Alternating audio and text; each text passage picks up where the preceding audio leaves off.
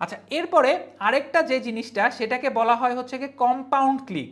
So compound ক্লিপটা যেটা হচ্ছে, ধরেন আপনারা কোনো একটা পার্টিকুলার একটা ইমেজ বা হচ্ছে কি একটা ভিডিও আপনারা ধরেন যে ফর এক্সাম্পল এই যে এইখানে ধরেন যে 3বার এই জিনিসটা আছে, ঠিক আছে, এখানে 3বার কিন্তু ধরেন আলাদা আলাদা ক্লিপ। আপনারা চাইলে এই 3টাকে যদি কপি করেন, কপি করে কিন্তু আপনারা রাইট বাটনে ক্লিক করে জিনিসটাকে আসলে ক্রিয়েট কম্পাউন্ড ক্লিপ করে ফেলতে পারেন।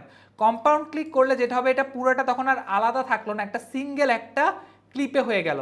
তাছাড়া ধরেন কোনো টেক্সট, আপনারা যদি কোনো একটা টেক্সট এখানে বসান, যেমন ধরেন এখান থেকে আপনারা অকব একটা টেক্সট বসালেন, ঠিক আছে, বা ধরেন যে সোফিয়া প্রোটা বসালেন, বসিয়ে ধরেন আপনারা এখন এই টেক্সটের মধ্যে কিন্তু আপনারা কখনো আসলে ইফেক্ট দিতে পারেন না, তাই না?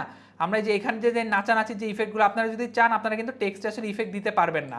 সো আপনি যদি এখন যেটা করেন, আপনি যদি হচ্ছে কি এখানে টেক্সটে রেখে এটাকে যদি কম্পাউন্ড ক্লিপ করে ফেলেন, সো কম্পাউন্ড ক্লিক করলে কিন্তু এটা একটা ক্লিপ হয়ে গেল, এটা কিন্তু আর টেক্সট রইল না। এরপরে এসে আপনি যদি এখানে এসে এরপর এটার মধ্যে যদি আপনি ইফেক্ট বসান, পেনটি শুরু তাহলে করবেন কিন্তু না। আপনি বিভিন্ন ধরনের ইফেক্ট আসলে ইউজ করতে পারবেন। আপনি এটা ইউজ করতে পারেন, এটা ইউজ করতে পারেন, আপনি এখন পেনটি টেক্সটের শুরু উপরও করবেন চাইলে যে কোনো ইফেক্ট ইউজ করতে পারেন। ফ্লিকারি শট যদি দেন, শুরু করবেন না ধরেন যে আপনি এটা দিলেন, দিয়ে আপনি আপনার ক্যাম্পেইনটি শুরু করবেন না। Number 2, right? অ্যামেজিং কিন্তু CapCut is I just love this software, this is very amazing, মানে এত ইউজার ফ্রেন্ডলি, এত স্মুথ। সো এই ছিল আসলে কম্পাউন্ড ক্লিক। দেখা হবে পরবর্তী চ্যাপ্টারে।